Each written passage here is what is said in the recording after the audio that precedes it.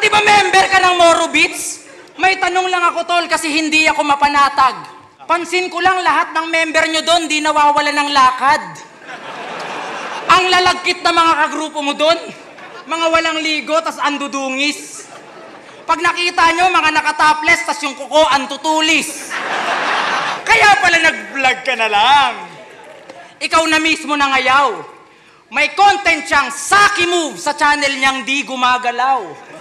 Grabe yung viewers mo, 83. Solid ang fanatics.